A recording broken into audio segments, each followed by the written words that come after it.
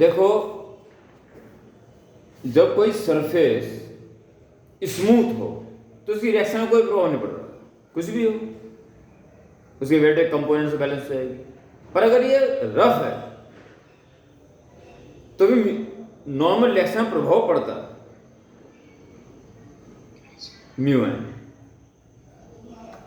जब ये यहां पहुंच गया, उस बाद जिस मोमेंट वो इसके ऊपर चढ़ा तो दो दो फोर्स लगने शुरू हो गए। एक तो normal reaction plus mu R मतलब म्यू एन, ये दोनों ने इसके मोमेंटम को चेंज किया।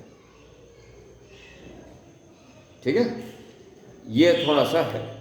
तो आप ऐसा करें कि आप चलें पहले ए से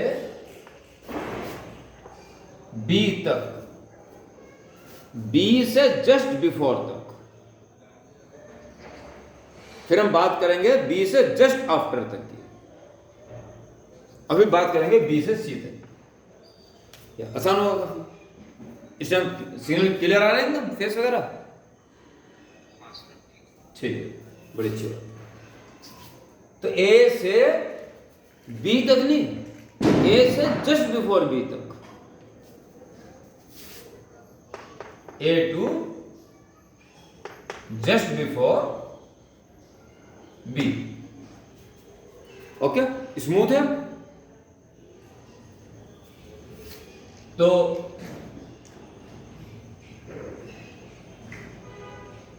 law of conservation of mechanical energy smooth है, खाली ग्रेविटी काम कर रही है तो कंजर्व रहेगी। तो ए पे total energy at E is total energy at B, यहां पे ओनली mgh, mg कैपिटल एच, काइनेटिक जीरो है। यहां पर पोटेंशियल जीरो हो चुकी है, सिर्फ काइनेटिक है, हाफ एम वी। वी मानी कि बी तक पहुंचने की स्पीड उसकी वी। ओके,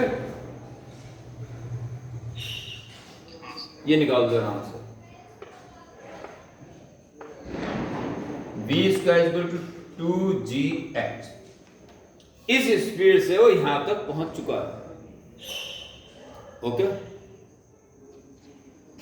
अब देखिए बस यहीं पे ही है सारा जो खेल है ना क्वेश्चन का, इसी मोड पे। देखिए क्या करेंगे आप।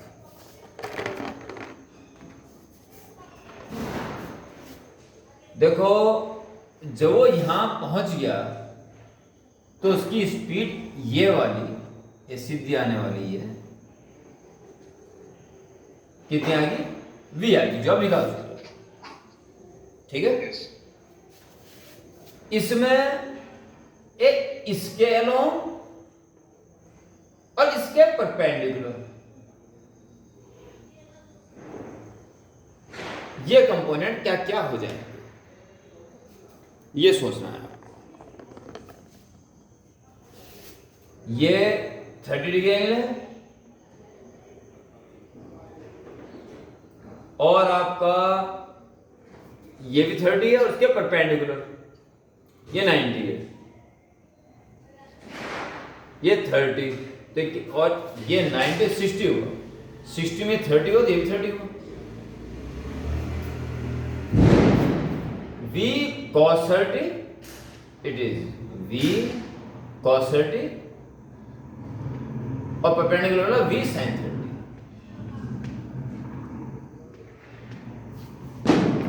जैसे वो यहां पहुंचा तो दूसरे वाले प्लेन के परपेंडिकुलर स्पीड v cos 30 थी और अलोंग v sin 30 थी, और इस मोमेंट में वो दूसरे वाले प्लेन के ऊपर जस्ट चढ़ गया। अब ये सोचना है कि जो दूसरे प्लेन पर b से वो चढ़ा तो उसकी स्पीड कितनी हो जाएगी ये फाइंड करना है। इससे फिर ये कहां तक जाएगा? h हाइट तक जाएगा, ये 30 h हाइट तक जाएगा। ओके, तो आप यहां इंपल्स यूज करेंगे। पहले पहले क्या करेंगे, ये देखिए इस पे परपेंडिकुलर नॉर्मल ने ये काम किया। मान लो इस एंड से इस एंड में dt टाइम में पहुंच गया, ठीक है। तो dt टाइम की बात करें कि n इंटू dt, ये मोमेंटम हुआ, impulse, total impulse is equal to change in momentum. ये चेंज इन मोमेंटम कितना हुआ, कितना था नॉर्मल के बगैर, नॉर्मल के उसमें v cos 30 और इनटू m, ये मोमेंटम था, और उसके ऊपर आते सडन जीरो हो गया। इसके प्लेन के पैरेलल चल रहा ना, तो इससे नॉर्मल तो रुक चुका ना बिल्कुल, मोशन के परपेंडिकुलर तो जीरो बन जाएगा। तो ये मोमेंटम था जो कि जीरो हो गया, ये वैल्यू रहेगी, यानी कि m v निकल चुका है, v निकल चुका है जिसकी वैल्यू बाद में रख देंगे, और √3/2 इक्वेशन 1। समझ में आया? आगे बढ़े, एंड इस फोर्स की बात करो, इसके अलोंग फोर्स लग रहा है म्यू एन, ये फोर्स इंटू dt, यह टोटल इंपल्स, यह है अलोंग प्लेन। तो अलोंग प्लेन उसने क्या कर दिया, ये सोचना है आपको, ठीक है। क्या स्पीड थी पहुंचते पहुंचते, v sin 30 इंटू m, ये मोमेंटम था जैसे b पे पहुंच रहा था, और अब m v डैश, ये मैं निकालना, अब कितना हो गया, सोचो समझो जरा बात को। इसके बाद इस स्पीड से v डैश से फिर चल पड़ेगा और h हाइट तक पहुंचेगा, परंतु घिसते घिसते फ्रिक्शन भी है। तो ये हो जाएगा आपके पास इज इक्वल टू m तो कम ले लें, v/2 minus v dash, equation 2।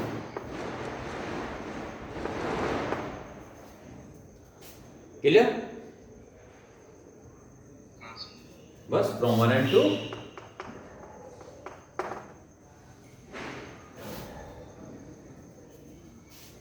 इसमें म्यू बाहर ले लीजिए और इंटीग्रल n dt की वैल्यू यहां से रख दीजिए, mv √3/2 is equal to m v/2 minus v dash. आराम से v डैश निकाल लो, बस हो जाएंगे सारा काम हमारा। m से m कैंसिल, v डैश में भी छोड़ दो, तो आपका म्यू v √3/2, v डैश निकालना है ना, इसे धर लिया, v डैश इधर आ जाएगा, वहां बचेगा v/2 और minus mu √3/2 v, mu v √3/2। It's okay. v/2 take as common, तो 1 माइनस म्यू √3, v की वैल्यू आप निकाल चुके हो, √2gh अपॉन 2, और म्यू की वैल्यू देखिए 1/2 √3, यही है ना।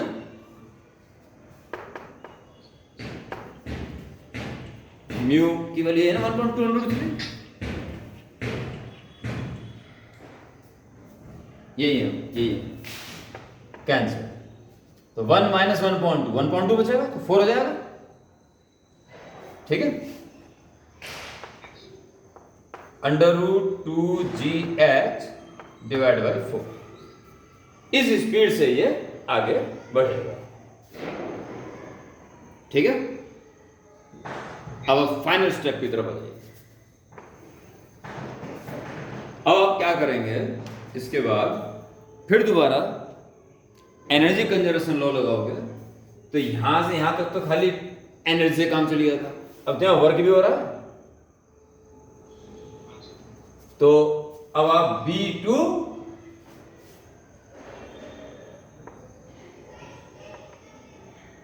Just after B2C, just after B2C,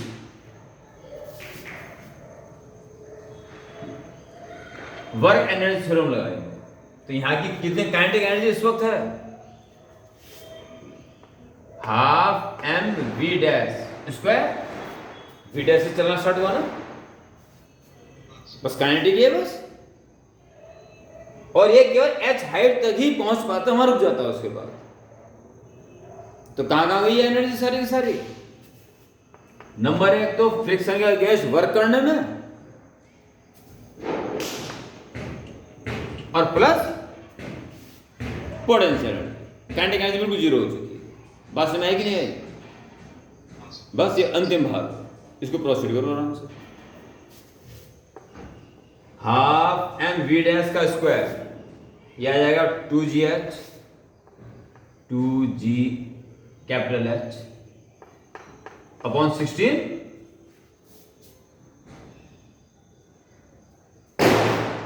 work done. Word बड़ा खतरनाक आएगा, न्यू एन आएगा ना, mu N into distance, distance तो चलो sin 30 है तो h है तो 2h रहा, sin 30 परपेंडिकुलर अपॉन हाइपोटेन्यूज ना, h अपॉन 2h, ये तो चलो 2h आ गया। फोर्स इनटू डिस्प्लेसमेंट, ठीक है, और plus mgh, mg small h, समझेगा? एक चाय ले लो।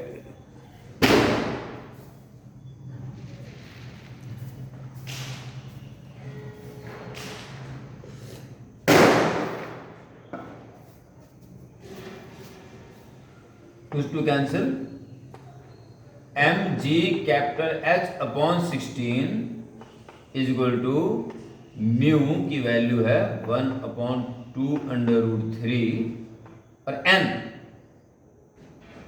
n की वैल्यू क्या है? तो n किसके इक्वल होगा? mg cos 30 है,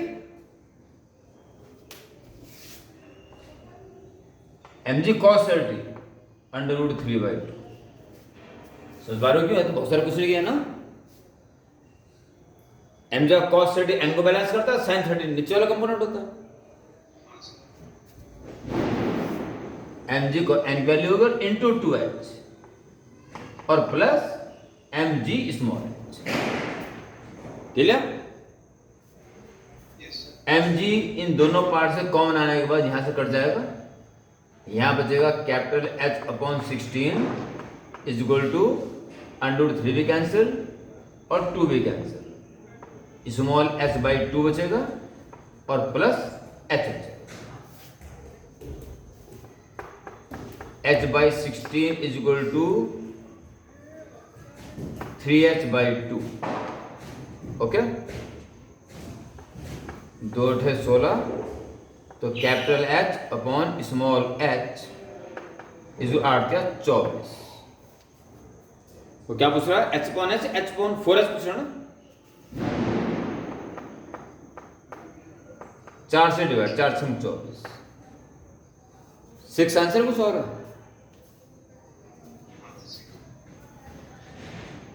ये है जी कहानी इस क्वेश्चन। बी वाले पार्ट पे बड़ा ध्यान देना पड़ेगा। बी पे जैसे वो पहुंचा तो देखिए दूसरे वाले प्लेन के पैरेलल और नॉर्मल कितने कितने कंपोनेंट हैं उसके, और जस्ट दूसरे प्लेन पे चढ़ते ही परपेंडिकुलर जस्ट 0 हो गया, और अलोंग वाला कितना ये हमने निकाला, ओके? इसे नोट करो, एक बार दोबारा करना इसको सेल्फ अलोन बैठ के, तब क्लियर हो जाएगा। ओके, नोट कर लो।